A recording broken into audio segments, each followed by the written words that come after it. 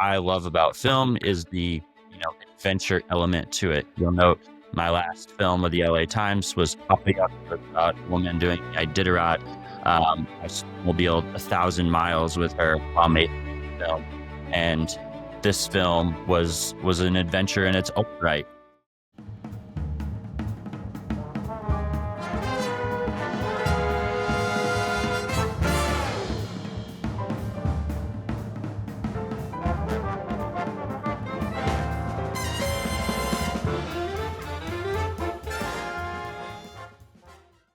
Zeppelin Zeerip is a director and VP with a focus on the natural world and character-driven narratives.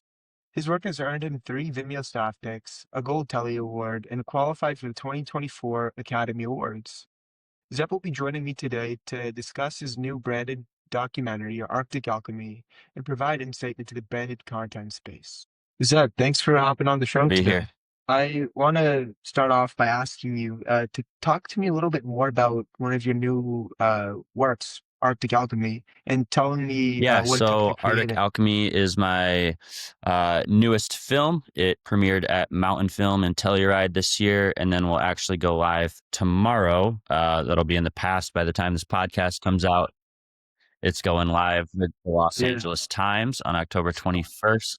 And this film is a film I'm immensely proud of, both for the subject matter and kind of the character development that we were able to really pull out of Roman. And so, from a high level, film is about Roman Kyle, who's a world-renowned climate scientist who has done a lot of groundbreaking work in the Alaskan Arctic. In addition to his science career, he's one of the most prolific explorers of the Brooks Range in Alaska. By his count, he's walked or kayaked or mountain biked over 7,000 miles under human power in the Brooks Range. And he's also a father. So those are kind of the three, pillars of Roman's identity. And we dive into each of those pillars throughout this film. And there was a conflict included into the film of Roman's son dying and how Roman adjusted his career after that. So there really was a lot of layers to it. And I Thank watched it and you. it was really, Yeah, really good piece. A big part of Roman's story is that his son passed in 2014. Roman, from a very young age, raised both his kids in a very adventurous manner, in a way that most of us couldn't even fathom.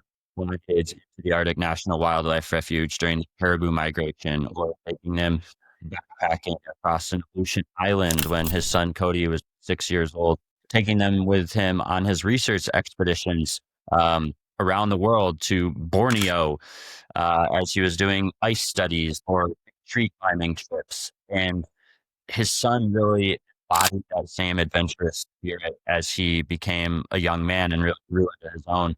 And when he was in his early 20s, he was in Costa Rica adventuring by himself, and he went missing. Um, and it was an incredibly trying time for Roman, his family, their entire community.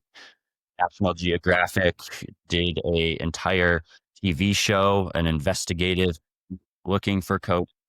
And it wasn't until 2 years later that they found his body in the jungle.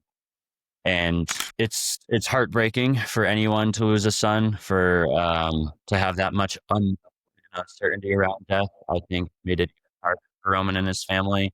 And that's, where we find a lot of in the film, I would say.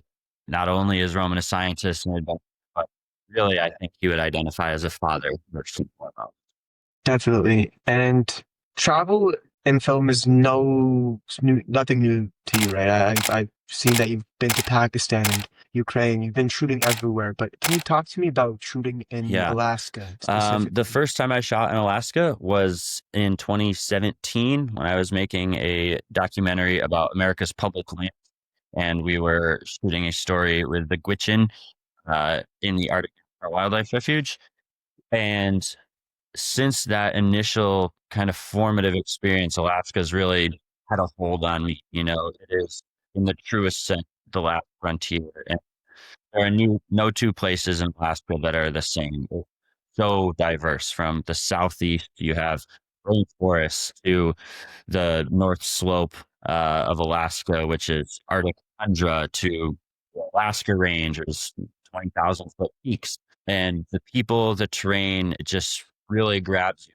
And one thing I love about film is the, adventure element to it. You'll note my last film with the LA Times was popping up about a woman doing the Iditarod. I snowmobiled 1,000 miles with her while making the film. And this film was an adventure in its own right. We flew in to a small village, an Anaktuvik Pass with Roman and his research team, and from there we inflated those boats that you see in the film, those rafts, and we floated downstream. Mhm. All told, over 100 miles, but we floated about half that, and then we rolled the boats up, put them on the shore, and we walked about 15 miles up a stream that had this acid seep at the top of it. And sure, there was acid seep. It was a hypothesis that we went looking for. And so, Alaska, any filmmaking in Alaska is an adventure. I mean, I cannot overstate that. You have to be physically fit. You have to understand how to survive. We're carrying a shotgun with us, bears. Um, it is fully self-sufficient wilderness experience. We were out there, I believe, for 10 days, carrying out food, everything, as well as all of our production equipment on our backs. So it is not for the faint of heart, I'll say.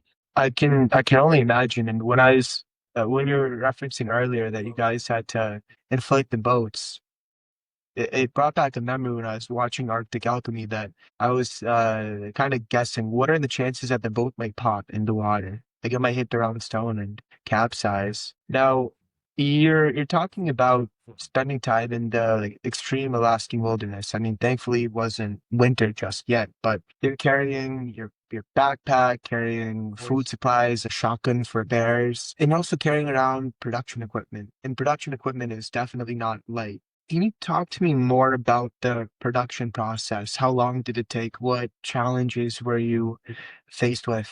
And just Yeah, how did so you the overcome production them? process really started months before, just really over Zoom. I think with any Mhm. film, it's the most important thing to do in documentary is to build trust with your character, to build trust and also to really understand what's important with them to bring out in your film, what they want to share, what thoughts or ideas they want through this film, what's most authentic to them. At the end of the day, a privilege to be able to share their story that they're giving you as a filmmaker. Production process really started over Zoom. Um, and then our first shoot was in Anchorage. We were in Anchorage for a couple days. We did our master interview at Roman's house, which really helped inform the rest of the film and that we based the narrative arc around. So we put, a fair bit of energy into light it that well and take a whole time to really be intentional and let that conversation flow naturally. I think it was probably a 4 hour interview. And then from there, we do a million different runs to the sporting goods stores and Walmart, getting every last thing you think we could ever in the wilderness. And then, you get on and and there's no looking back from there. Our actual trip, the expedition, I believe was 10 days. And Okay. the production is, I've done it before, and my co-director Colin Arisman is incredibly strong and well versed at it. So it wasn't new to either of us, but it's still intense. We had between 60 and 70 pound backpacks. Like I said, we're carrying everything that we need. We have the boats as well. You had asked, what if the boats pop? It's not the end of the world. We have repair kit so that you could seal them almost like sealing a bike tire. You don't want to get a slash in it. If you have like a Yeah. multi-inch long slash, that could be bad news. But we also had enough boats where we could have fit two people in one boat in the event that someone really popped. So always having backup systems in place, whether that's a backup for your boat or a backup for your camera. We had two cameras with us the entire time. I had an FX6, Colin had an R5. So in the event that one of our cameras went down, there would always be another one evening I made a big mistake and left my shotgun mic and batteries sitting on a riverbank, or they fell out of the bag and the river and they all washed away. So I only had scratch audio for the next 4 days. And Colin really picked up the slack and nailed it with the audio. I think having redundancy in your system is a really important part of any expedition or adventure filmmaking. And was it just you and Colin We had on one the other crew member with expedition? us. Her name is Jamie Dittmar, and she was taking stills and really serving as like camp support. And Jamie was also fantastic. She's an Alaskan, super, super tough woman, and was a great addition to the team. But Colin and I were the ones shooting all the film. And looking at your website, Zeb, I see you have a lot of experience in adventure filmmaking. I see you work with North Face, Red Bull, Marmot, like whole nine yards.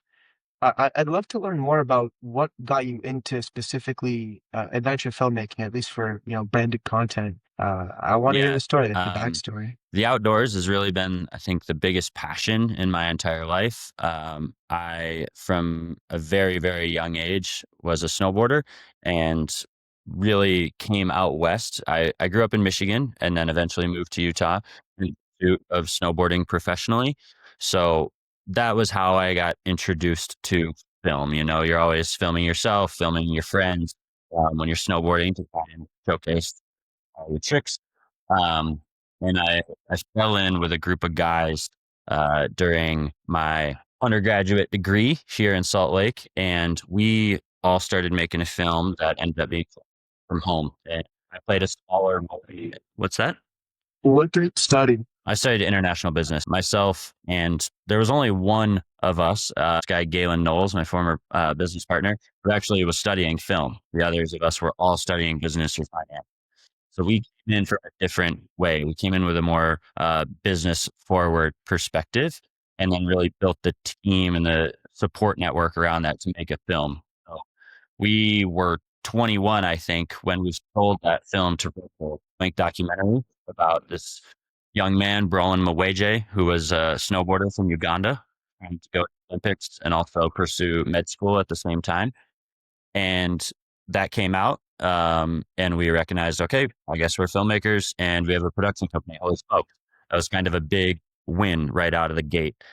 So following that, like I said, we all went to business school. We came in with a very business forward approach. We knew that we liked being outdoors. We loved snowboarding. And so we began pitching types of brands. My next film was a feature about public lands that Keen Footwear financed, and kind of continued snowballing into Yeah. more work for Red Bull, Vice, North Face, Mammut, and that's really been the last 10 years of my career, kind of working in that outdoor branded content, doc, and commercial world, but always really with a tie back to the outdoors. And it's the same production company that you're a part of No, today, right? The one that you no, founded we when you were did a couple projects together. We did that first film, then we followed that up with an Olympic series for the Olympic Channel called movie as the film, same title as the movie, and then after that we disbanded. I think we were together for about 5 years. One of the partners worked for Red Bull in Austria, another continued on, and I started my own production company. So Now, when you started a production company, what clients are you aiming to when work we with? started, we were really targeting the outdoor world, but we took a different approach to things in that we were really focused on development. Um, I think a lot of production companies, hey, we're guys with cameras and we will go film something for you. The approach that we're going to develop Yeah. features and episodic series and then find a buyer for them. So that was what we did with Red Bull, with Far From Home. That's what we did with the Olympic Channel, with Far From Home, the series. And that has kind of continued. That's the same story with Arctic Alchemy. Actually, we developed a story around Roman and then found brands to support it. And largely that's been the case with all of my documentary work. So I think the outdoor industry was really the first mover in supporting outdoor film and documentary film from a industry perspective. You know, you look at other Yeah. industries, and I wouldn't say that fashion industry on film festivals with documentaries, or the pharmaceutical industry, whereas the outdoor industry has Mountain Film, and we have Banff, and we have Kendall, and we have Five Point, and there are film festivals around the entire world with outdoor adventure films at the center of them. So like we were really fortunate to fall into that, and I kind of become one of the go-to people in the outdoor space making these doc films. Well, listening to your background is super cool. I can relate to it myself. I come from an engineering background, and now I'm over in film. So I'm understanding the more analytical approach that you've taken and that you are taking over time in terms of um, getting clients and working with them. And I'm assuming it's helping you when you're pitching whatever project it is that you're working on to them. Can you talk a bit more about how your business degree has enabled you to Yeah, become a better absolutely. Like I filmmaker? said, I kind of came in with a business approach. So I I think being a filmmaker is its own creative kind of left brain. But to support yourself as a filmmaker, you need to understand the finances. You need to understand how to build a team and kind of the nitty gritty of it, the QuickBooks and the accounting and all of that. I had that Uh, background from going to yeah. business school, and it was almost like I had to learn second and understand like the hero's journey and a 3 act structure and what it actually takes to build a strong story. Um, and it really, I think it helps most when I'm pitching, able to show up in these rooms with, you know, CMOs or brand managers or creative directors and speak their language. I think it's easy to just talk about how passionate you are about a story. And it's a different thing to say, hey, this is why this is a good fit for your brand. And here's how it's going to connect with your consumers and your audience. Here's why you should invest in this film. And it's two different languages that we're talking. You know, I can talk in all of the acronyms and the KPIs, ROIs, but then I can also talk about what it takes to pull on the heartstrings. Yeah, you're dipping your feet in both worlds. You're also talking about, finding brands to support your projects. And I want to circle back to Arctic Alchemy. Are you able to speak to your relationship with how you were able to pitch it to the LA Times and the support system you Yeah, two have fostered I'll together? start before the LA Times and then get there. So our first funder was a brand called Katula. They make micro spikes. They're like what you would put on the bottom of your shoe if you're going to walk on slippery surface like ice. And I had a personal So relationship nice. both with the owner and the marketing director there, come from Patagonia. And, the story resonated with them. They had heard of Roman, were kind of fans of Roman. They had supported one of my past films, so they were first in the door. And then Alpaca wrapped second, and Colin brought in Alpaca, and they were the ones that make the inflatable kayaks. And then Colin also had a relationship with a Sierra Club. So it was valuable to have a nonprofit partner because there are some really direct threats to the Brooks Range. There's action at the end of the film. Trump has authorized the construction of the Ambler Road, which would be a 200-mile mining road that would cut across the southern side of the Brooks Range. So it was a partnership between these brands, and then that got us the money that we needed. And then they're premiering and beginning our festival run. I reached out to the LA Times and shared it with them. So the LA Times is less of a financial partner or a distribution partner. That's where they come with their, you know, they bring a Sure. lot of weight and, you know, I think authority in the space. They won an Oscar for Ben Proudfoot's film, and it was actually Ben Proudfoot who introduced me to the LA Times 3 years ago for my film Epic. And, you know, I'll speak to Ben for a moment. I really owe him many thanks. He's an incredibly talented filmmaker, won 2 Oscars in the short documentary category. And I would not have the relationship with the LA Times. If not for him. Yeah. Um, Yeah. Yeah. Big shout out Ben, to I Ben. think is, we're all chasing Ben. He's real good.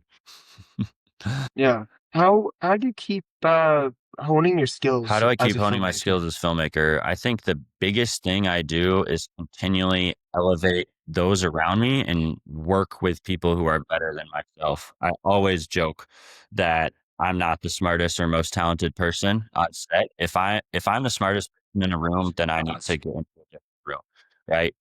Um, like I, what I am often doing is finding the story and finding the money, which enables me to hire the crew. And I am always striving to hire the most talented and appropriate crew that I can, finding the best DP to light an interview, finding the best person to go on an expedition with, finding the best editor, the best colorist, the best mixers and sound designers that I can, never doing anything half-ass when it comes to team. Like I want the most rock star team on a project, from pre to post. And I think that's how I continue to elevate my own skills as a filmmaker, is by surrounding myself with people that are, as talented or better than me. Yeah, that reminds me, I was talking to a director who did his first feature film on Friday, and he was saying almost the same exact thing that you were saying. Because I mean, in larger shoots especially, right? You're the person you're bringing closest to you, they're going to be bringing their people in, right? So it's important to have that network of trust and let it trickle down over time.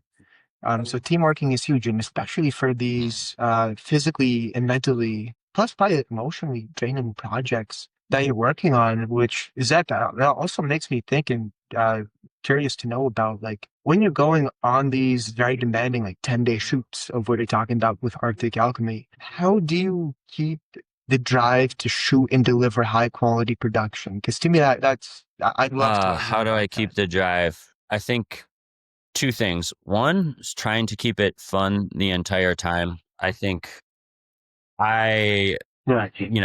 I joked with Roman or Colin that like my goal on this trip was to laugh every day because it was raining every day the entire trip.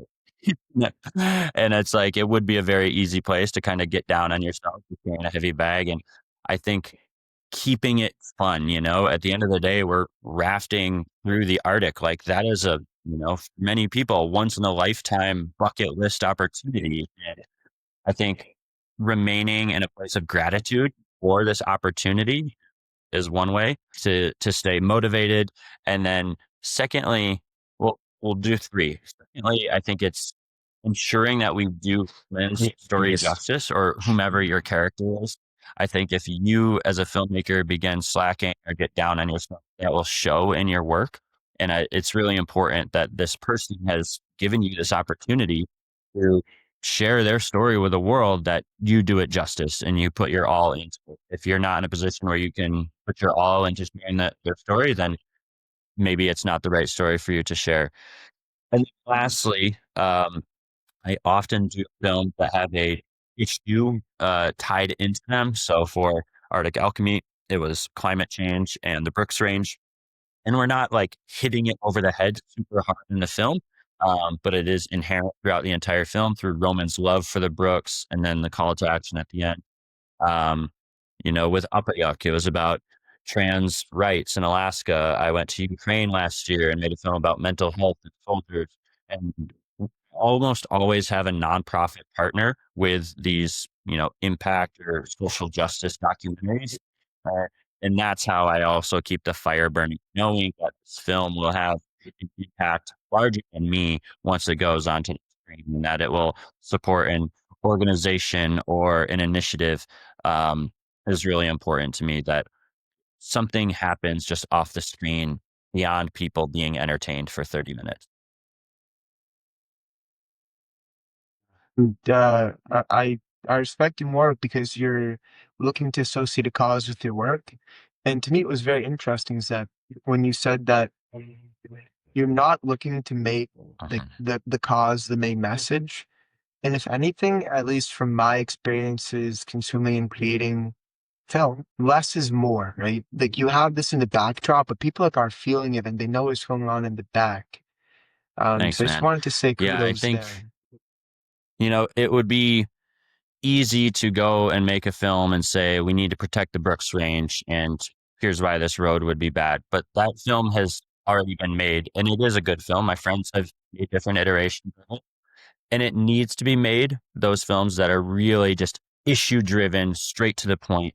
There's a place for those films, but there's a place for films that connect with people on a deeper level, emotionally, through a key character as well. I think that's what gets you truly invested in this place beyond just seeing the sheer beauty of it or the wildlife, with seeing other people's connections to it and how transformative or profound it has been their life. And I think just it's our human nature to resonate and empathize with others. So I think the strongest, climate documentaries really focus on a single individual as opposed to just saying the world is burning. And same can be said for this film.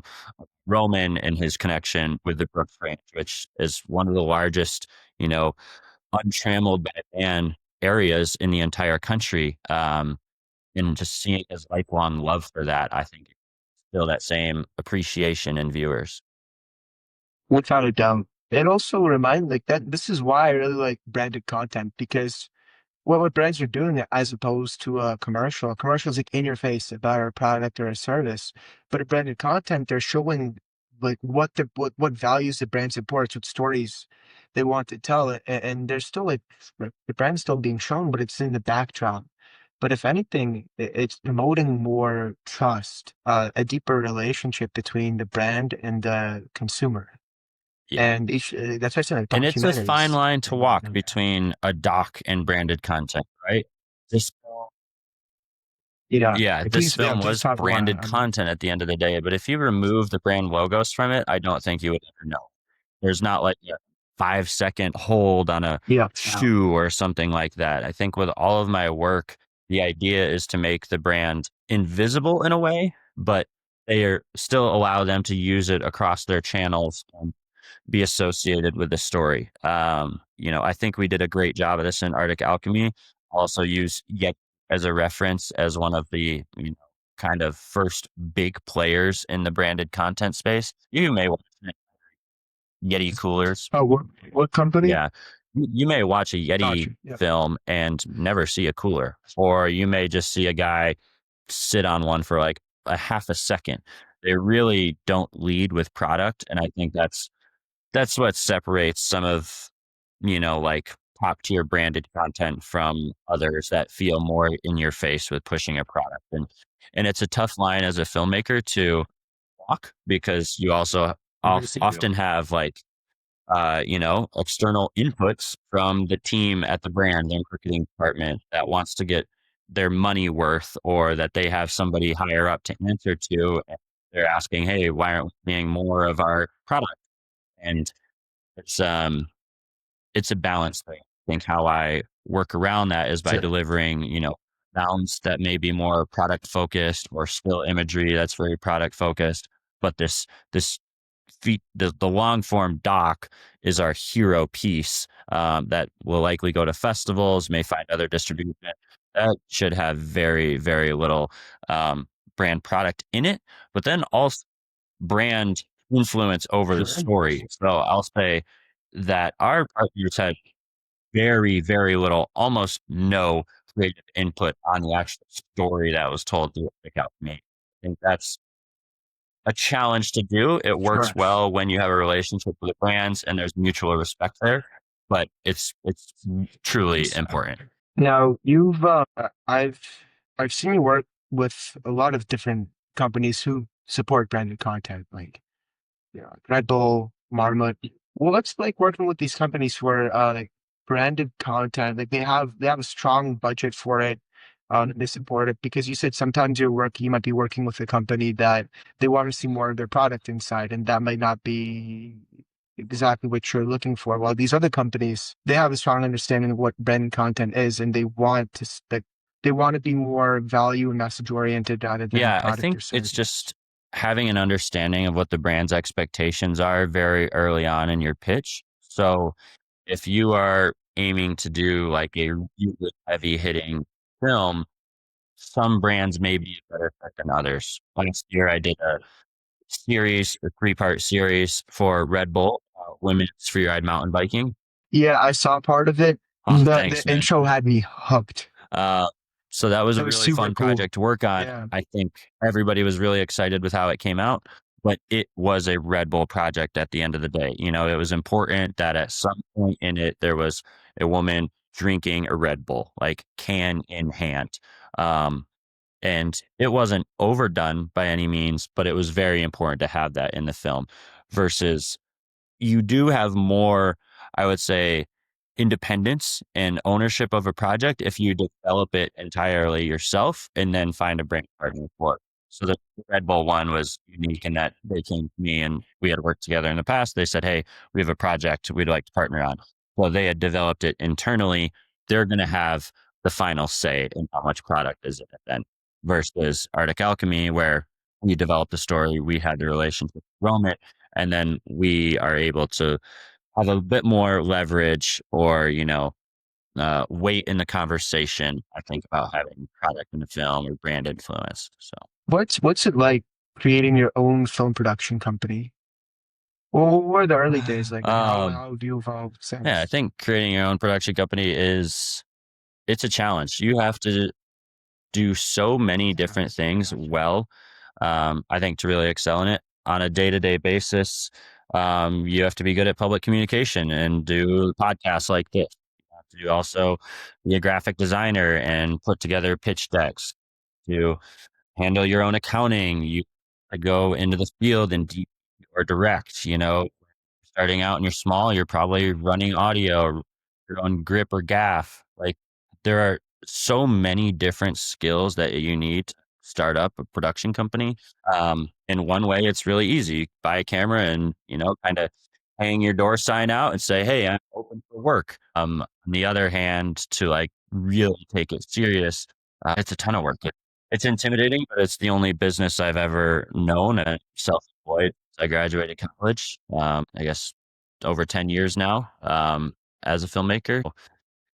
Yeah, it's evolving and it's shifting, but it's a lot of fun. Japan, Chile, Pakistan, Ukraine, Europe, the Arctic. Like I have truly traveled the world um, with film and through production and the lifestyle that it helps provide, but it's not without it. Yeah, and Zeb, what are you looking to accomplish down the road? Are you looking to follow more Yeah, into I think documentary film? the next 5 years, 10 years of my career will really be striking a balance between doc and commercial work. I think I want to do more commercial work. Obviously, the budgets are much higher. It gives you different creative freedom and opportunities to really get weird and try something different. Where doc doesn't always encourage that. I think, not to say that documentary is formulaic, but there is a method to it that works well. Whereas commercial, it can be the weirdest thing ever. Um, so I think it's a balance, right? Like Yeah. I'm currently screening this film and doing an Academy campaign for it, but I'm also going and filming a commercial in Nashville next weekend. So it's a balance. Um, Cool. and then I'd be remiss to not mention that I am going to launch a course about adventure filmmaking.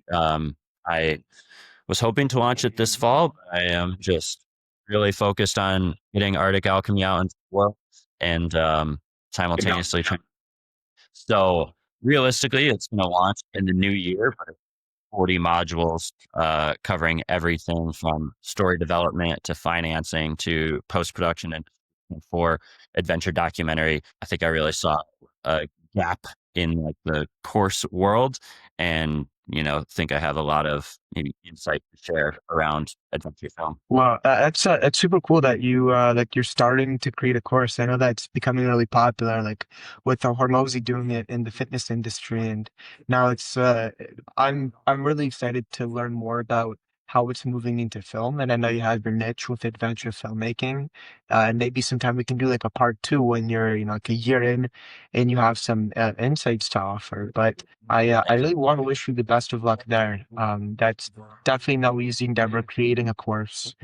And there's definitely a lot of people who want to go into adventure filmmaking. I mean, the way you guys make it look. I don't know if you know a guy called Rue Hmm. Smith. He's Yeah, in I know Rue. I've Colorado. met him a couple times. Yeah. but he's been on the pod too, and like hearing you guys discuss about adventure filmmaking and seeing the final product, it's very inspiring to a lot of people. And the main challenge is like, hey, how is this possible? You know, hiking for 10 days and getting the super good quality footage. So thank you, like on behalf of the filmmaking Yeah, community, for creating this course. Arctic Alchemy tomorrow, coming out October 21st. when? You said tomorrow? Yeah. Well, Zep, I want to thank you for coming on the Votary podcast today. Before we finish up our conversation, are there any like final words you'd like Um, to show no, off? I just thank you for having me, and yeah, would encourage, I guess, anyone who's passionate about the outdoors or interested in kind of the intersection of the outdoors and film to really dive in, find a story that's close to home and won't force you to kind of break the bank. But I would absolutely encourage anyone to dive into the world. It's, it opens up the world in many ways. Thank you so much for having me, man. Really appreciate being on the podcast.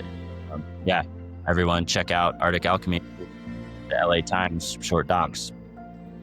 All right, Thank you so Zep, much. Have thank a you good so one. much. I'll talk Bye. to you soon.